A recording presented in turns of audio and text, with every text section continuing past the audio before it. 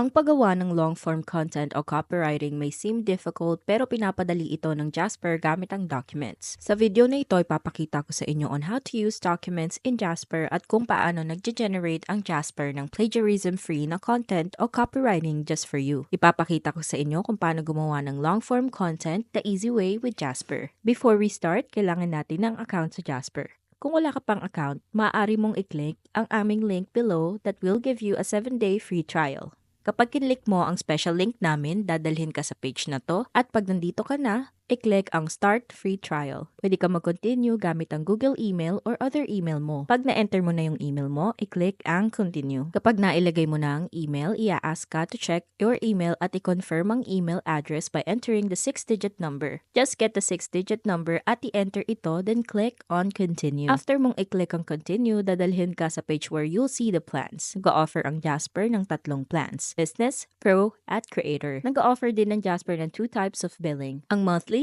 at yearly billing. Ang monthly billing ay walang kontrata so you can cancel anytime. Pero with yearly billing, makakatipid ka ng 20% off the price. Kung newbie ka, mas okay sa'yo ang Creator which costs $39 per month o per seat. Kasama dito ang isang user seat, isang brand voice, access sa SEO mode, at access sa browser extension nito. Ang pinaka-popular na plan ay ang Pro plan. It costs $59 per month o per seat at included dito ay ang up to 6 seats, 3 brand voices, 10 knowledge assets, 3 instant campaigns, collaboration at user management, pati access sa Jasper Art. Ang business plan has everything in Pro plus itong other features. Pero probably hindi mo kakailanganin ng business plan at pas okay sa'yo ang Pro or Creator plan. Ang pinaka-popular na plan ay ang Pro plan. Kung interesado ka sa business plan, pwede ka mag-click sa Contact Sales at maglagay ng iyong business email at mag-schedule ang Jasper ng demo for you. Sa video na to, pipiliin ko ang Pro plan. Once you click on the plan, mapupunta ka sa dashboard. Right here, ipapakita ko sa inyo kung paano gamitin ang documents to generate long-form content. Para makagawa ng content, just go to the side at i-click ang Create Content.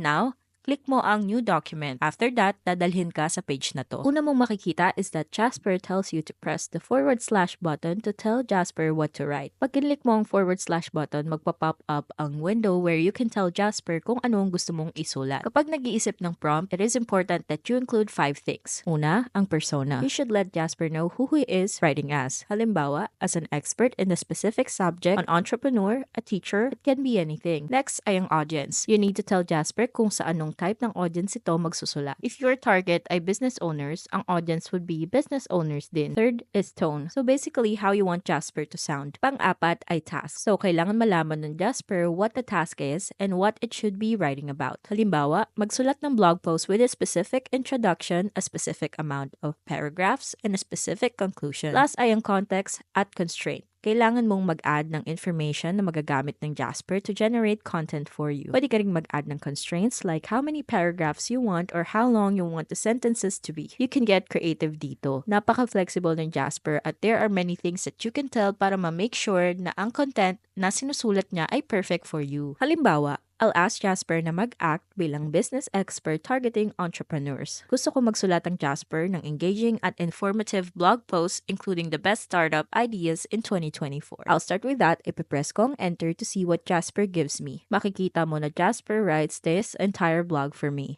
Kung may gusto akong baguhin, pwede kong i-change dito. Ang kaibahan ng Jasper documents sa other text o document editors tulad ng Google Docs o Microsoft Word ay may AI na integrated sa Jasper's document editor. Dahil dito, it's easier na magsulat ng anumang bagay. Example, tinignan ko ang result na ito and I realized that I want to expand it. Para i-expand ito, i-click ko ang paragraph na gusto kong i-expand at makikita na may arrow that says continue writing. I-expand nito ang paragraph. As you can see, Jasper expanded ang topic na nandito. Now, itatry ko ulit dito sa section na to. Kita mo, nag-expand pa ito in this section. Pero nagdagdag din ito ng isa pang section called Plant-Based Alternatives. Let's say na hindi ito nag-go sa ating brand. To make it in sync ang Jasper sa brand at brand voice mo, i-click ang Select Voice at the very top. Pwede ka na mag-click ng brand voice that you already have. Kung hindi mo pa na-setup ang iyong brand voice and you need help, you can watch our other video kung paano mag-setup ng brand voice sa Jasper. Pipiliin ko ang brand voice na to and you can see more about this brand voice here. Click on save. One thing about Jasper ay kapag sinet mo ang brand voice mo after it generated something, it will not apply the voice automatically sa na-generate na. Pero madali lang tong ayusin. Kailangan mo lang i-highlight kung saan mo gusto gamitin ang brand voice. Click on Jasper, click on Ask Jasper, at i-click ang change tone. I'm going to click on the voice that I already have at papalitan ko ito.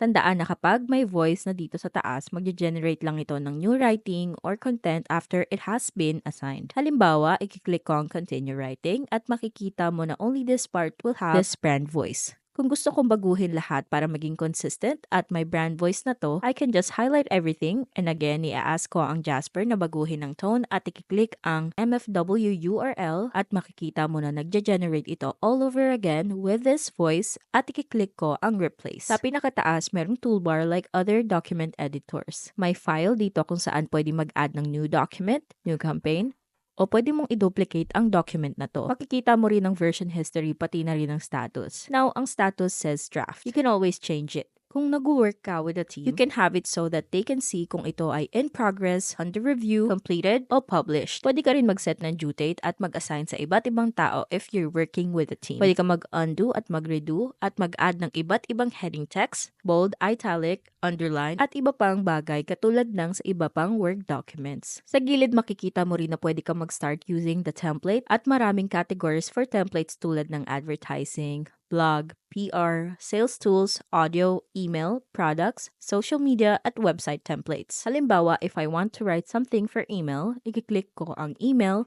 then ang newsletter. For the theme, I'm going to have it as Startups, How to Build Your Own. Pwede ka mag-add ng any content or sections na dapat included. I'll click on Generate Response, which will automatically do this for me. Now, I'm going to click on Next. You can add more information, visual elements, a call to action, custom information, as well as more knowledge. Isi-skip ko lang to at i-click ang Generate Now. Ngayon, maghihintay tayo mag-generate. Makikita mo na nag-generate si Jasper ng newsletter para sa akin. One thing that I noticed is that under upcoming events, iniwan ni Jasper ang name ng event, workshop, at networking event na blank, so we can go ahead and input that. But I want to ask Jasper if he can find something online na pwede nitong automatically insert for us so that we don't have to do it. To do that, mag-click ako sa chat at i-ask ang Jasper to give me 3 startup networking events. Makikita mo, it gives me 3 startups event at i-copy at paste ko na to dito. Now that I have that, i-condense ko lang kasi masyadong mahaba. I-highlight ko ulit lahat ito and ask Jasper to shorten it into 1 sentence. I'm going to ask Jasper na paikliin ang bawat events to 1 sentence and click on replace. There you have it. Updated ng events sa ating newsletter. At ginamit natin ang chat para tulungan tayo sa pag-come up ng list for the updated events. There are things that you can give content to Jasper to remix. What that means ay Jasper will get existing content at i-modify ito to how you want it. Halimbawa, if I go to my first website and I enter it here, pwede kong i-ask na summarize the page and make it funny. Pakikita mo, it took our website at binago ang tone to make it funny. This shows kung gaano ka-powerful si Jasper and why we love using Jasper for copywriting and content creation. There you have it. Ngayon, alam mo na kung paano gamitin ang Jasper's powerful document feature to make long-form content and copywriting. If you use our special link down below, we'll receive a small referral fee na no extra cost to you. Makakatulong ito to help our channel and allow us to make more free videos like this to help you. Kung gusto mong gumawa ng iyong sariling website and you need help with it, we also have a free service link down below that will help you make your website. Siguraduhin mag-like at mag-subscribe. And thank you. I will see you in our next video.